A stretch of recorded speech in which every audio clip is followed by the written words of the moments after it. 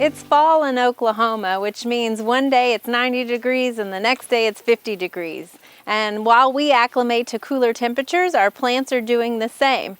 And we need to start thinking about transitioning our tropical plants to bring them indoors. Inside, they're going to receive a lot less light. And so what you're going to want to do is start to bring your plants under a shade tree or a covered porch of some sort so that they start experiencing those climates that they're going to have inside. You want to do this over about a week's time so that they slowly adjust.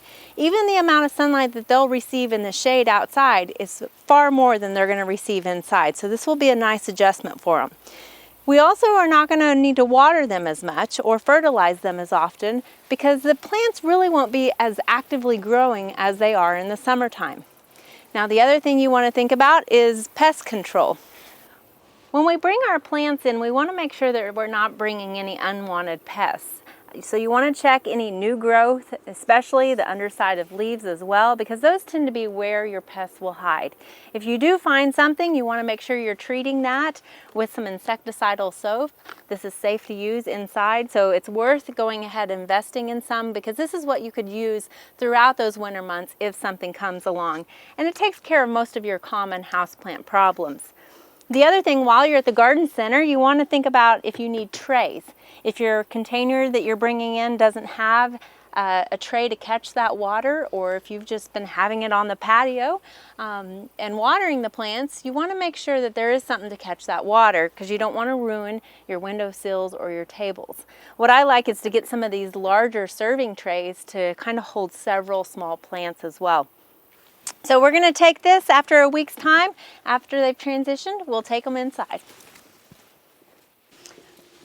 When we bring these inside, we want to go ahead and give them a bath. If they're in a decorative container such as this one actually does not have any holes in it, we want to take the pot that they're planted in out and put them in a bathtub, or a kitchen sink will work also, and give them a nice shower.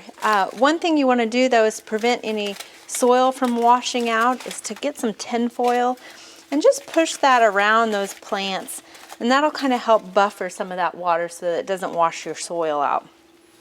Like I said, you can do this in a bathtub with a shower or a kitchen sink, and you want your water to be tepid and not a strong stream, but something kind of gentle to help wash off those leaves. There's a lot of times dust that will accumulate on the leaves, and this is a great way to help rinse them. They look better, glossier, plus it will help the plant photosynthesize more also. This works for all of your tropical foliage plants, but you don't want to do some plants such as your succulents or some of your hairy leafed plants such as begonias and African violets. They really don't like to have this much water on them. After you've done that, you're going to take the tin foil out, and you can let them drain in the kitchen sink or the bathtub, which is a nice feature. But we're going to take this back over here and start to think about where we're going to place these in our house. You want to make sure they're in a sunny location because, again, a sunny window is still not as much sunlight as what it was typically getting outside. You want to put it in a location that is consistent with the temperature. So you want to avoid drafty locations such as doors where the cooler temperatures might come in when you open those doors, and also around any vents. You don't want that hot, dry air to be blowing on these plants because that will quickly dry them out. If you put it next to a sunny window, you might not want to put it right up against the window because as the temperatures drop in the wintertime, it can get drafty near windows, and also that foliage might be resting on the glass, and a temperature of 40 degrees can actually damage tropical foliage plants. If you have plants that need a lot of humidity, you want to think about a microclimate for these plants. A plant like an orchid likes a lot of humidity, and you can do that by provide that humidity with a spray bottle and just spray the plant if you want, and that will give it some added humidity. Or you can create like a water tray here. And we've just got some decorative pebbles that we've put in a tray, and this will hold water. And so as we do that, you're actually creating a microclimate that you can then set your plant on. And as that water evaporates, it'll add to the humidity there at that plant. If you don't want to fuss with all of this, just think about the microclimates that might be existing already in your home.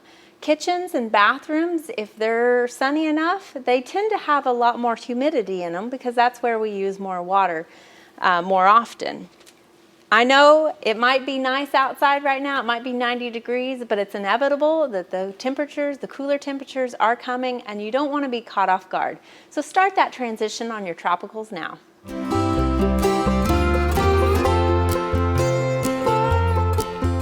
We hope you enjoyed this video. It's part of our Oklahoma Gardening YouTube channel.